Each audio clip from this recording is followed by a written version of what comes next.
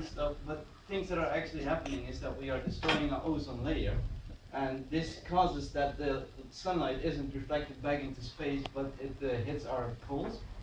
And when our poles are melting, the sea levels will rise, and that will cause a lot of trouble because, as we seen in Jeroen's presentation, the Nemours was already flooding a couple of years ago, and this is what the North Pole will look like in a couple of years if we go on like this. But more importantly, the Netherlands will look like this in a couple of years if we go on like this.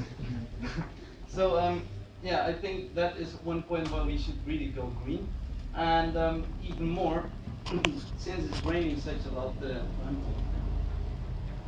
Yeah, sorry, turning in. Since there's a lot of water and the air is getting hotter, there are more clouds forming, and that causes a lot of rain to fall. And in the Netherlands, it already rains 12% of the time, so it would be really not advantageable if it goes rain even more.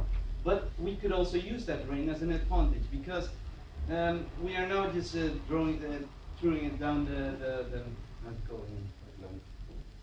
the sewage, and but we could also use it just to flush our toilets or maybe make drinking water out of it. And I got even more proposals because we were talking about the forest, and everyone is thinking about the paper, but also think about the furniture in the room you are sitting on. It's like 20% of the times it's like made of wood, and we could also use iron or aluminum to make the furniture in the buildings more eco-friendly. Let's see. Even more people were talking about the lights, but since the sun panels weren't allowed on this building, I was thinking of more, I think it's less energy saving, but still, that is making sensors in the building that detect when people are moving into the classroom, and that will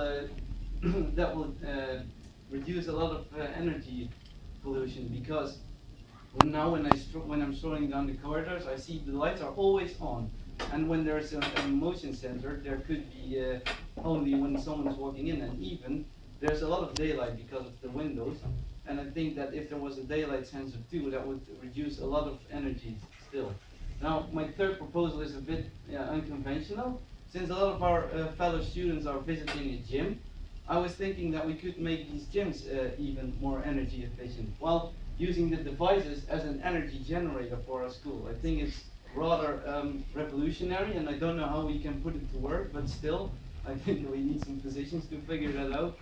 But yeah, I think this would make our university greener, and that is at least the purpose of this green office demonstration.